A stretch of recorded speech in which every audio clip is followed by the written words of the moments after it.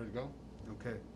Well, welcome everyone to Metropolitan Family Services Learning and Wellness Center. Let me just start all over. I think I could take this off when I was speaking. Everyone, welcome to Metropolitan Family Services Learning and Wellness Center. We are here today to celebrate the governor's signing of HB 2878, which is upskilling incumbent early childhood educators and building a robust workforce. Before I begin, I just want to say welcome to Governor Pritzker. Welcome back, I should say. I remember you visiting us here about 2 3/4 years ago as you were beginning your campaign for governor. So welcome back to Metropolitan Family Services and the Learning and Wellness Centers. I want to thank the governor for being such a champion of early childhood education, not just over the last couple of years, but throughout, I should say, my entire professional life as an early childhood advocate and provider. The governor has been there to support the needs of children, specifically children who are underserved in communities like the one that we are in today. Thank you again, Governor, for being a champion of African American, Latino, refugee, immigrant, poor kids, kids from downstate Illinois who need early childhood services. Thank you again for your leadership. With that, I want to now say thank you to my state rep. She represents the area where I live. It's Senator Dr. Cristina Pacione-Sayas. Thank you again for your advocacy and support for this legislation, and we'll share a little bit more in a second. I want to also thank Representative Katie Stewart, who represents the 112th legislative district in Collinsville. I think she represents also parts of Edwardsville. So thank you again for helping make this legislation possible for the children. Metropolitan is honored again to hold this legislative signing that is going to open doors of opportunity for early learning professionals here in Chicago and across the state of Illinois. One of the most important ways that we can ensure a strong future for children in our communities is to ensure the well-being of those who take care of them, those who teach them. The Early Childhood Access Consortium for Equity will help address this need by creating a statewide infrastructure for all public colleges and universities and private institutions of higher learning who choose to join us, to making it easier for early childhood professionals to attain their credentials in early childhood education from across the spectrum, from associate's degrees to master's degrees and beyond. This legislation is a major step forward for early childhood professionals. These are individuals who do some of the most important work in our country, certainly in our state and in our city and our region, and yet they are not always paid what they are worth. We believe that by providing them the opportunities to get education from city colleges, from junior colleges, if you will, community colleges, through four-year institutions and the master's degrees, they will then be empowered to earn up to their full potential. So thank you for that. Let's face it, the field primarily in the city of Chicago is run, the teachers are primarily women of color, black and brown women primarily. And so we also see this as an opportunity to get balanced gender equity in salaries and employment. Upskilled and upscaled jobs mean better wages, more security, and more wealth in our own communities. Again, we at Metropolitan Family Services serve not only this community, which is depending on who you ask, this is Greater Englewood. This also could be the back of the yards or New City. So we have this center here. We also have centers in Belmont-Cragen and Chicago Lawn, and we are the Head Start grantee for DuPage County. So thank you again. This legislation will help our early childhood educators across the region. Let me just now have the opportunity to introduce Governor Pritzker. I talked about Governor Pritzker earlier. He's visiting this site before. And I said he was a champion of early childhood education. Governor Pritzker, many times, champions and advocates, when they join government, they're not quite as effective as they were when they were advocates. I want to say thank you to you for being every bit the advocate inside the governor's office as you were outside for early childhood education. With that, I want to thank you and bring you up to the mic. Thank you, Governor.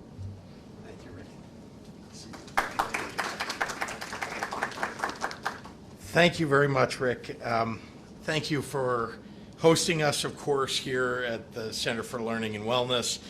And with 7 community centers across the Chicago region, Metropolitan Family Services is a key partner with the state of Illinois in our mission, our collective mission to support the working families of Illinois and especially the children of Illinois. And I'm very grateful for it. I especially want to thank you, Rick, for yourself being one of the great advocates for especially our most vulnerable children. And it takes a village, as is often said, to accomplish as much as we are attempting to accomplish in the state of Illinois. And you are one of the leaders of that village, so thank you. I want to welcome the other champions for early childhood education who've joined us here today. First, our partners in the General Assembly, Senator Cristina Pacione-Zayas. I especially want to recognize who sat with me in the Capitol talking about how we were going to accomplish what we need to in this regard with this bill. And she is truly somebody I think everybody should take note of as a new member of the General Assembly. Representative Katie Stewart, who gets the award for traveling the farthest distance to be with us today. But it's evidence, honestly, of the lengths that she's willing to go to do what's best for our children in the state of Illinois. And I very much appreciate not only your leadership in the General Assembly on this topic, Representative, but also the fact that you bring a perspective, I think, because of the district that you represent, that is so very important for everyone to recognize.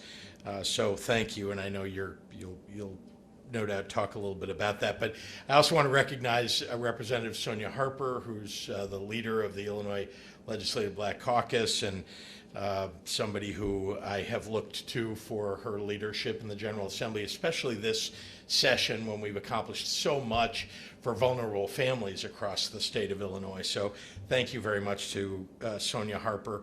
Illinois Board of Higher Education Executive Director Ginger Ostro, Illinois Action for Children Vice President for Early Learning Programs Mark Barrett, William Rainey Harper College President Dr. Avis Proctor, Illinois Community College Trustees Association Vice President Dr. Maureen Dunn, Teresa Ramos with the Illinois Action for Children, and of course, someone whose story I am truly grateful to hear, and I know all of you are, whose work is vital for the well-being of our next generation, and that's Monica Earp, a child care worker on the front lines who works at Cuddle Care. For too long, early childhood education and child care staff and leaders, predominantly women and particularly women of color, have been underpaid and underappreciated in this nation. The consequences of that negligence were made all the more dire during our COVID-19 pandemic, which has laid bare the child care crisis in our state and nation. It's why Illinois has taken a nation-leading approach to support child care infrastructure in our pandemic response and economic recovery, investing hundreds of millions of dollars of relief into providers in every corner of our state. Today, the General Assembly and I continue our state's progress toward our goal to make Illinois the best state in the nation to raise a young child, with yet another major investment in the people who dedicate their lives to our state's children. I'm very proud today to announce a $200 million investment to bolster the education, training, skills, and credentials of Illinois' child care workforce over the next 2 years, increasing the quality of the care and education our children receive, while strengthening the career trajectories of the dedicated providers who make that care possible. This is a massive scholarship program for our current early childhood educators that means that Illinois' workforce will upgrade its skills, knowledge, and training, which in turn improves the kindergarten readiness of our state's youngest children. And thanks to the hard work of Senator Pacione-Zayas and Representative Stewart, we will have the career and educational framework to maximize that impact.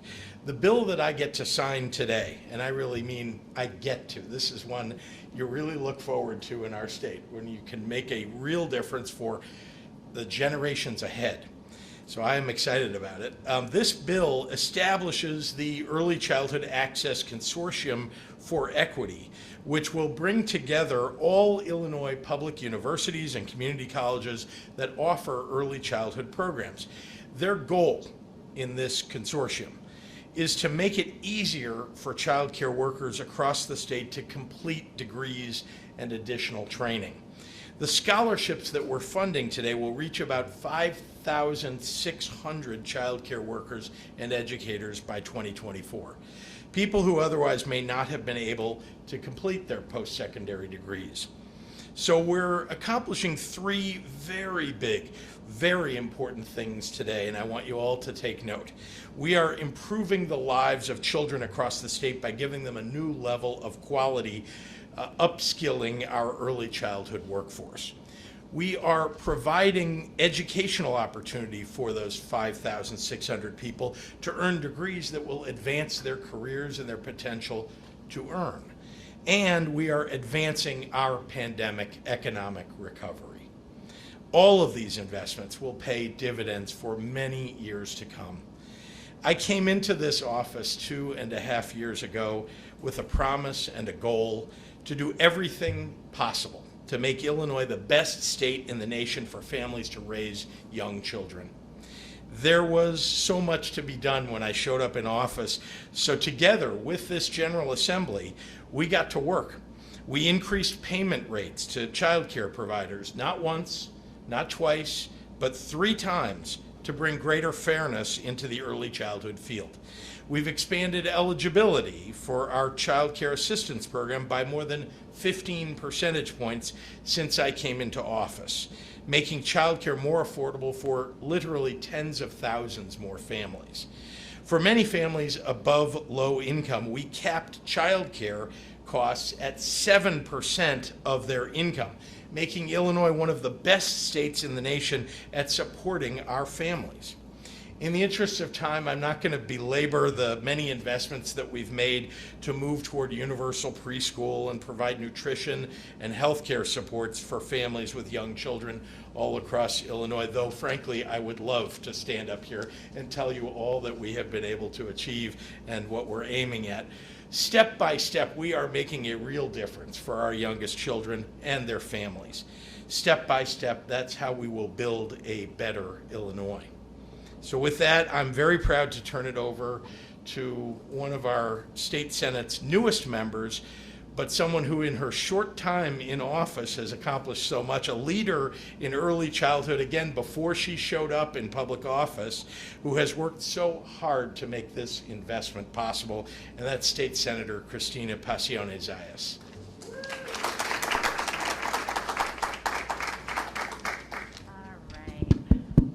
Gotta adjust this mic here. It gives me no greater pride to be here today to witness this piece of legislation become the down payment for the workforce behind the workforce. The early childhood workforce, as has been described by Governor Pritzker, is composed of women and predominantly women of color, immigrants, and refugees who work 10 hours a day, on average are about 41 years old, earn between $10 to $13 an hour, with nearly half of them eligible for public assistance. They show up every day for us, and today we are here to say we are showing up for you. Upskilling the incumbent early childhood workforce fosters racial, gender, geographic, and economic equity, while enabling families to work, go to school, and provide a safe and high-quality environment for children to learn and grow. They held us together during the pandemic, and they have always been there for us. House Bill 2878 dismantles barriers and streamlines pathways for the diverse early childhood professionals to meet their educational goals and foster economic stability through these statewide partnerships between 2- and 4-year institutions of higher education. Nearly 28,000 early childhood professionals now have access to a mechanism designed for them to obtain associate's, bachelor's, master's degrees, credentials, and or a professional educator license to aid with closing the gap of nearly 2,200 vacancies in early childhood programs and services. I want to acknowledge all the partners who made House Bill 2878 possible. First, with the Illinois Board of Higher Education, the Illinois Community College Board, the Governor's Office of Early Childhood Development, Illinois Action for Children, and the numerous advocates that center the workforce in our field, the providers and early childhood professionals who lent their perspective and voice to help us understand the impact and implications of this work, the community colleges and universities, along with their affiliate organizations, and of course, my partner in peace, Representative Katie Stewart, who championed this piece of legislation in the House. The bill was literally a labor of love and an ode to a profession that has long been undervalued, exploited, and ignored. And today we are affirming that we see you, we stand with you, and we are going to ensure that you and your families are cared for in the same vein that you care for ours. As an early childhood advocate over the past 10 years, Governor Pritzker, I'd be remiss if I didn't acknowledge that your support has been unwavering throughout the process. And the $200 million allocated to stand up this consortium is only a testament of the multiple decades of work and investments you have made in close collaboration with Illinois' robust early childhood community. For those who know the story of the Maasai community in Eastern Africa, who greet each other by asking about the well-being of the community's children, this is a day when we can say we are making a significant headway with everyone being able to answer, and all the children are well. Thank you, and now it's my distinct pleasure to introduce Representative Katie Stewart.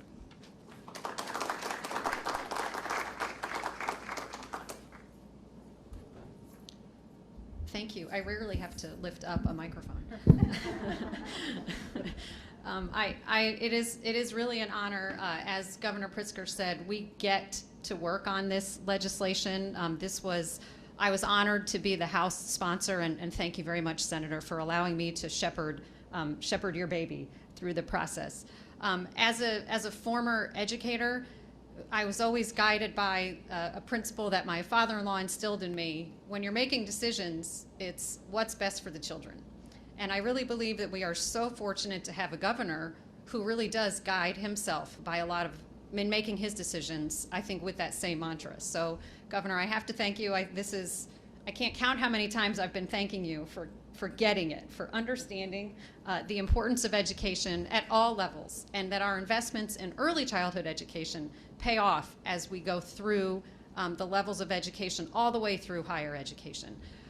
This legislation, this framework, is an opportunity for Illinois to really be a leader, a national leader, in how to do things right. Our children, all children, deserve the most highly qualified and most effective teachers that they can have in every classroom, from early childhood all the way through. And this is how we get it done. And I hope that we see other states model what we are doing here, because I want all the children, all across our nation and all across our state, to have the opportunities that they all really deserve and that families deserve. I'm lucky enough, I have the honor, I get to introduce Ginger Ostro from the Illinois Board of Higher Education, who I've had the pleasure of working with numerous times. Ginger.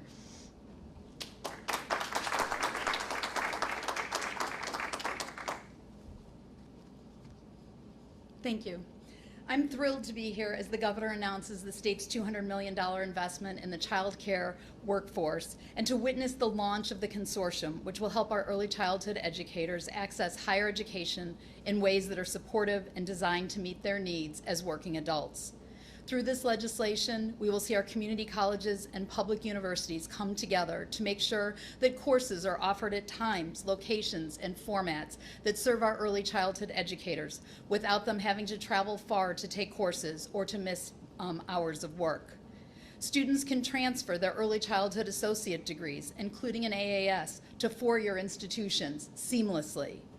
Students can get the supports that they need to stay on track. And those supports, like coaching and mentoring and tutoring, are available when students need them in the evenings or weekends.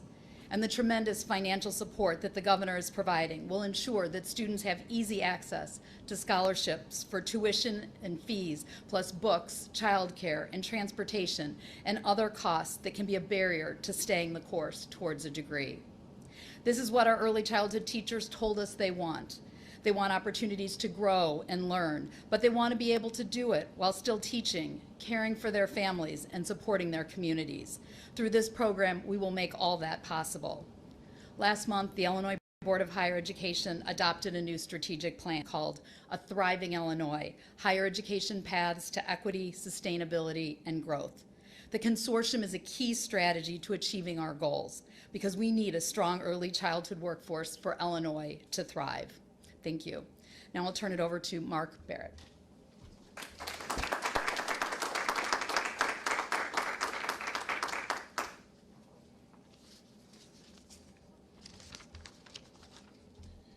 Good morning.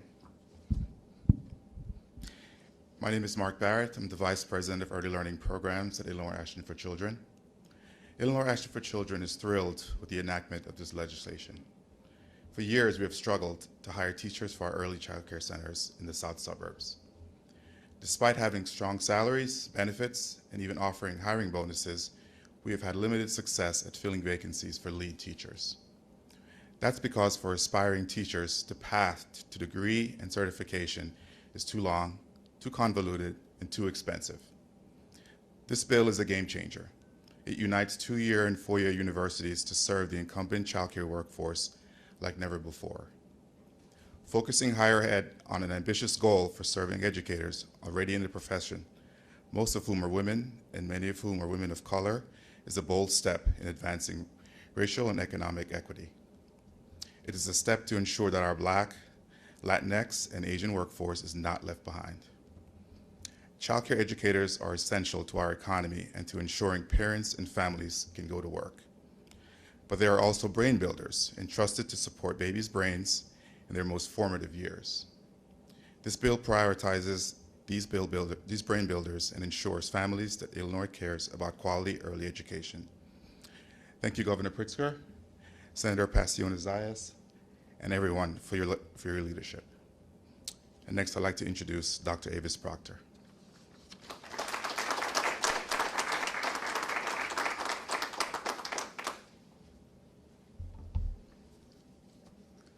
It's truly an honor to be here today and have the opportunity to speak to this critical legislation being signed today. Every day as president at Harper College in Palatine, I see the tremendous challenges our students face, many of whom are working full-time jobs, taking care of families, and struggling to make ends meet while pursuing the college credentials and training they need. Creating an accessible and affordable pathway to higher education is an imperative for these current and aspiring early childhood educators who improve our communities through the essential work that they do. The Early Childhood Access Consortium for Equity presents a valuable opportunity for higher education, community colleges, and universities to collaborate with our employers to accelerate completion of degree programs and upskill our incumbent workforce, the majority of which is female and women of color. Working together, we will raise the quality of early childhood education, which builds a foundation for lifelong learning and well-being and prepares our youngest citizens for success in an increasingly competitive global economy. This bill is a critical step to ensuring community college students can seamlessly transfer into four-year universities, as you just heard Ginger mention. We look forward to working collaboratively and to prioritize the use of these funds allocated for this critical work. On behalf of the Illinois Community Colleges, I want to acknowledge the hard work of my colleagues, Illinois Community College Council of Presidents, including Dr. Josh Bullock, Dr. Sylvia Jenkins, Dr. Stephen Naco, Chancellor Juan Salgado, as well as Dr. Brian Durham from ICCB. I also wish to express my gratitude for Illinois Action for Children and to Senator Cristina Pacione-Zayas for their tireless advocacy, as well as all the members of the General Assembly who helped move forward this effort, including Representatives Stewart, Crespo, Mussman, and Senators Castro, Gillespie, and Murphy. To Governor Pritzker, thank you for your support and willingness to make this investment in our state's economic development, our workforce, and our families. We know robust early childhood education changes the trajectory of a child's life, closes equity gaps, and strengthens our state. Harper College and all of our peer institutions look forward to being nimble solution providers as we continue to remove barriers to higher education programs and support and prepare exceptional early childhood educators. Now it's my pleasure to introduce one of those exceptional early childhood educators, Monica Earp.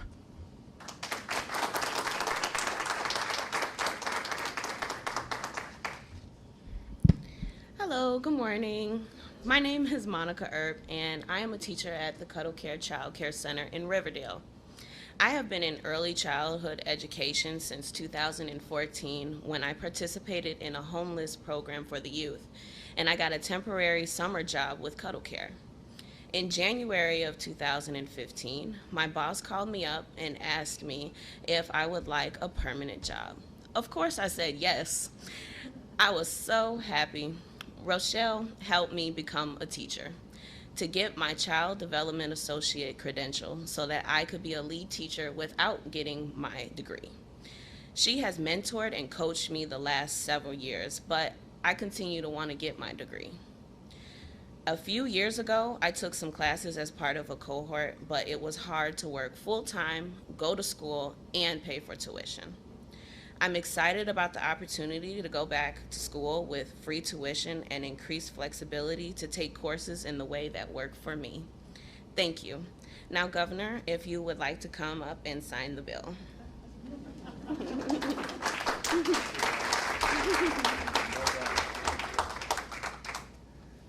Well done. Maybe I'll ask the bill sponsors to join me up here while I sign, and we won't gather too many people around. But I think the bill sponsor should be here.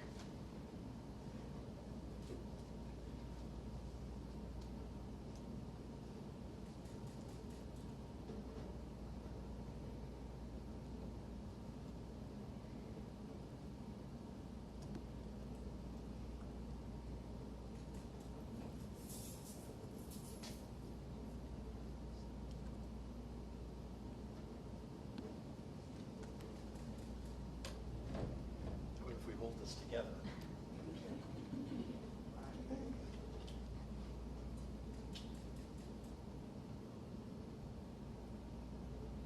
Great.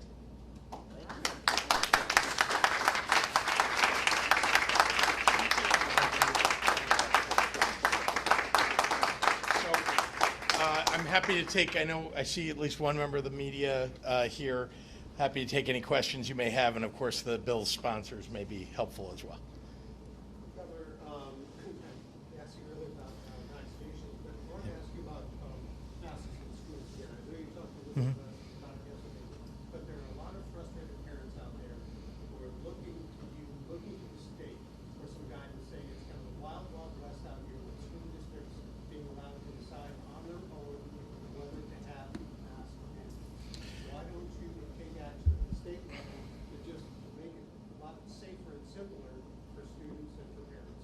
Sure. Well, as you know, we've wanted school districts to make decisions for themselves throughout the last year to keep their district safe. As you know, each district, each building in a district is different, so the requirements of how to keep people safe are different from one building or one district to another. Having said that, let me be clear with everybody that school districts are potentially going to be held liable if they don't live up to the standard that is set by the CDC and by the state, which we have set, and that is a recommendation, and particularly a strong recommendation, that children 0 to 11 or under 12 are wearing masks, 2 to 11 really, are wearing masks, and those who are unvaccinated are wearing masks. Those are the recommendations that came now. As you've seen, the CDC is also recommending indoor masking for schools. And so school districts need to decide, are they going to, at this moment, are they going to potentially be subject to liability for not following those recommendations. I will also say that we're always looking every day at the question of whether further mitigations need to be imposed. So don't think that just because, and you've seen how unpredictable this virus can be, don't think that just because on some given day we don't have a mitigation in place that we can't, as a result of the significant rise in cases, decide that it is time for people to put on masks. And I would again say to you, everyone who is eligible to be vaccinated, who is not vaccinated, should go get vaccinated unless their doctor says otherwise. The parents, there's another rally. They rallied in Wheaton earlier this month. There's another rally planned for this weekend.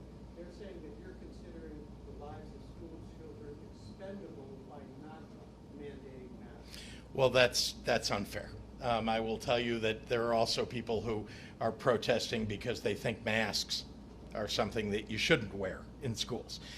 So I haven't listened to that throughout this pandemic. What I've been listening to is the doctors, the scientists, and following what is best practice in the medical field for keeping people safe, and I will continue to do that. They say this is more political with you having announced your reelection. That's ridiculous. You've seen throughout that every decision that I've made has been, and you've seen Dr. Ezike standing next to me so many days, 188 to be exact, during 2020 anyway, or at least that's how many press conferences we had, and she was standing next to me in most of them. And it's because I am constantly listening to those doctors, to Dr. Fauci, to Dr. Ezike, and to the many experts that we have right here in the state of Illinois who have been really outspoken in helping us reach the right conclusions. I did have a question regarding Aaron Bailey. His brother-in-law is reportedly hospitalized with COVID, and yet at the same time, Bailey is refusing to encourage people to get vaccinated. Do you have any comments on that? I am sorry for his brother-in-law who is hospitalized with COVID-19. Look, misinformation is killing people. And people who are promoting misinformation, people who are not listening to the science, are not helping anybody. We need leaders in the state of Illinois, people who represent the people of Illinois, listening to science and doing the right thing to keep everybody safe and healthy. That's what I would say. Greg, this is our last question. Yep. Thank you very much. Thank you.